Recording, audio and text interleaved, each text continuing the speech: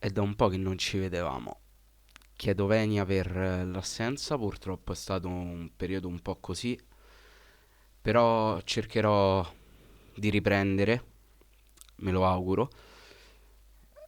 Ma siamo qui per parlare della scorsa partita, Parma-Cagliari, cominciata nel peggiore dei modi, perché faccio ancora fatica a comprendere il motivo per cui sia stata vietata la trasferta ai residenti a Cagliari.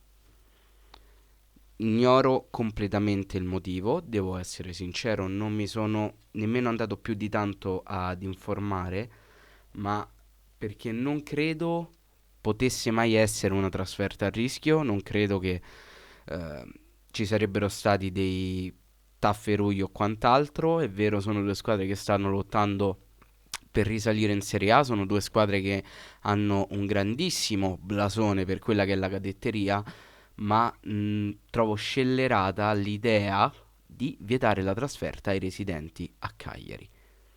Proprio per questo motivo.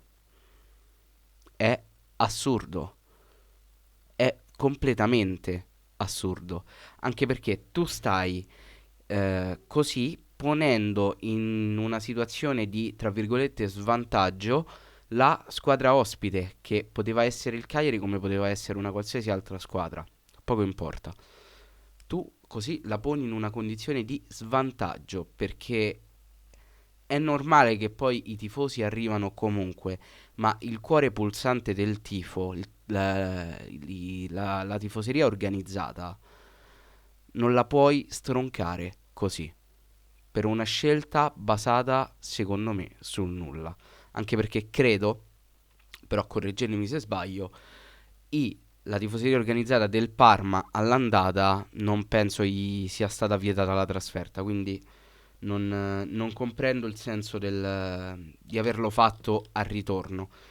Tra l'altro un applauso anche alla tifoseria organizzata del Parma che ha solidarizzato con gli Sconvols ponendo uno striscione molto molto bello.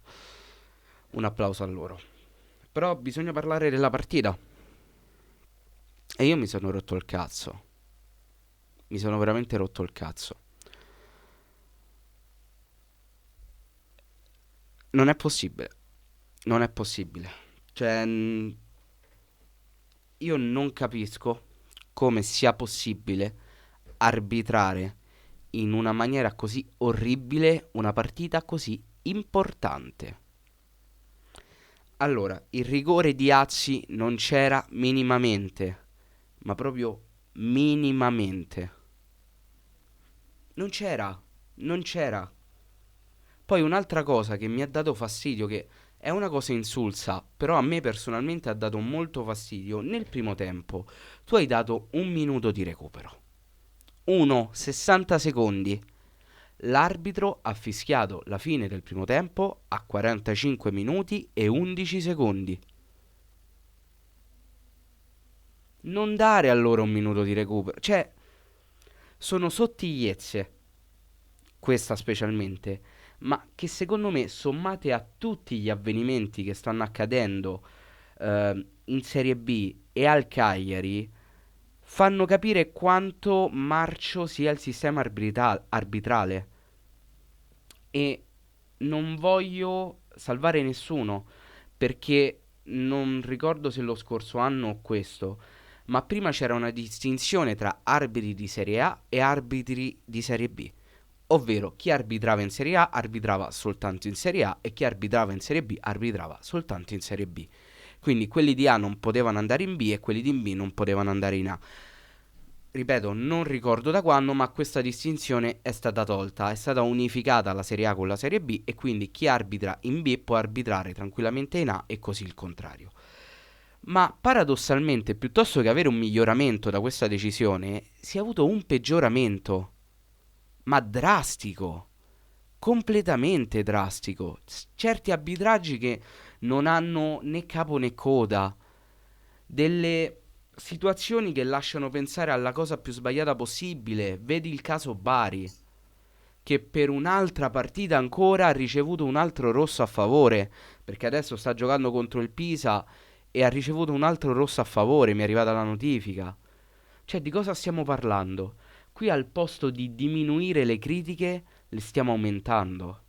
Non si va avanti così, non si va avanti, ma per niente. Però, arbitro a parte, dobbiamo parlare anche del Cagliari.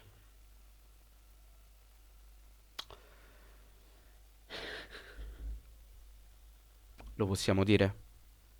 Cioè, lo possiamo dire senza paura di avere ripercussioni che Prelec è una pippa? Si può dire o qualcuno si offende? Spero nessuno perché è un dato di fatto. Io sono il primo a voler aspettare i giovani e a dire aspettiamo, valorizziamoli e tutto quanto, ma Prelec ha avuto più di una possibilità e in queste volte in cui ha avuto più di una possibilità ha dimostrato tutte le volte di essere una pippa al sugo. Oh, lo vogliamo dire? Diciamo, è una pippa. Prelec è una pippa. Perché gioca? Perché là davanti c'è un reparto di geriatria, dove il più giovane ha 87 anni.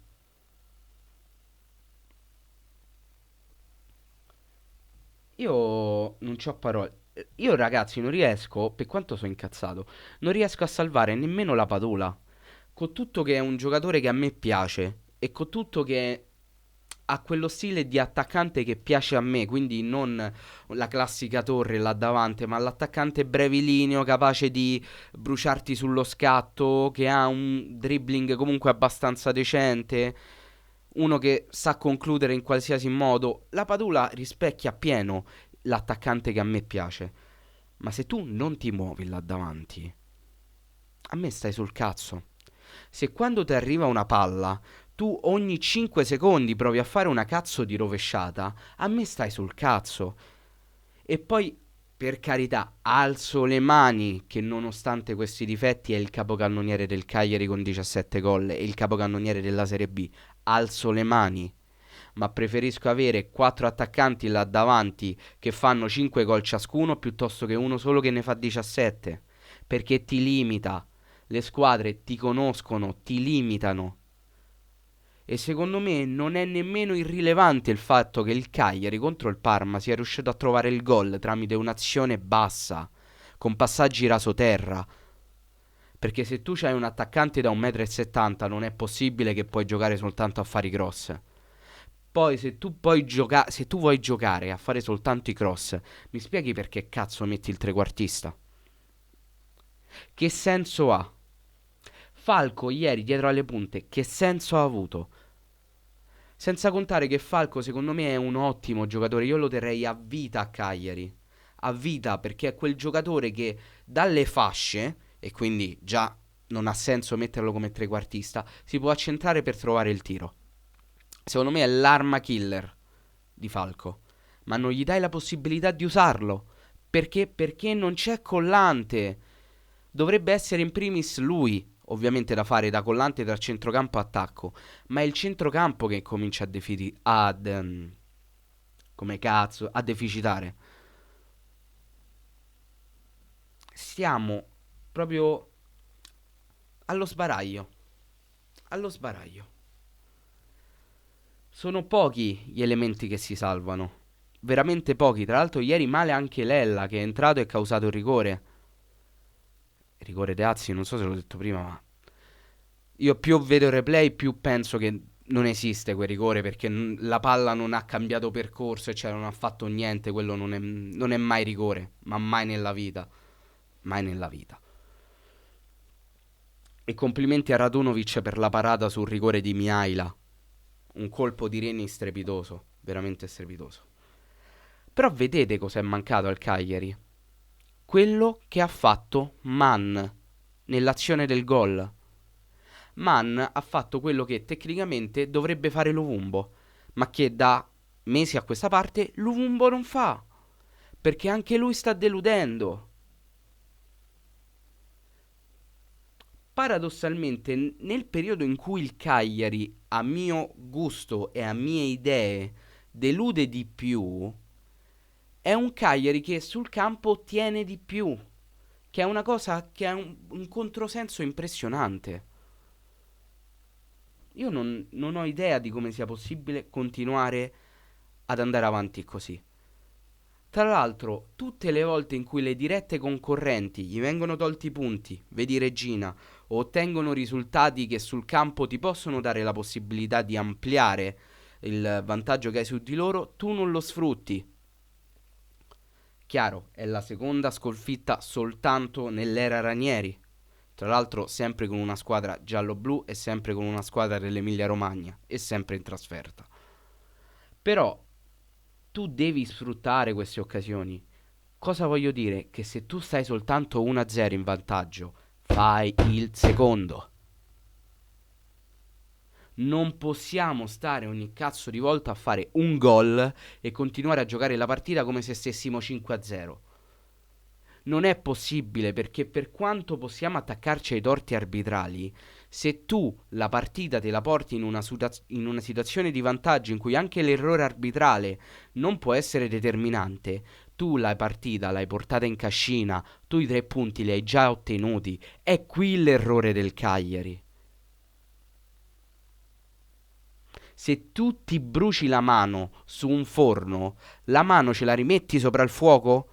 Sui fornelli? Non ce la rimetti. È lì che sbaglia il Cagliari.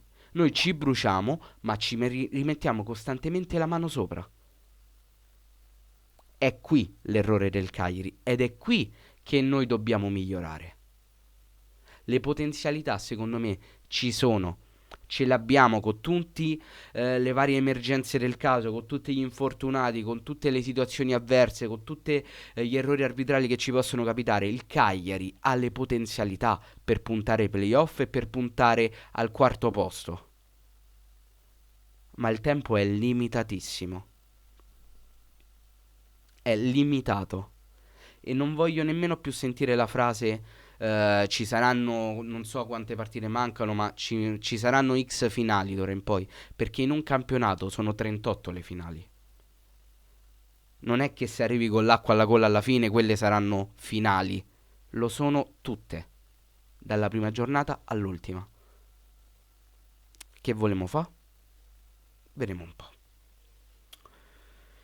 Detto questo, ragazzi, il video finisce qui. Fatemi sapere voi qua sotto nei commenti cosa ne pensate. Spero di ritornare ad essere un po' più attivo qua su YouTube. E detto questo, noi ci becchiamo ad un prossimo video. Bella.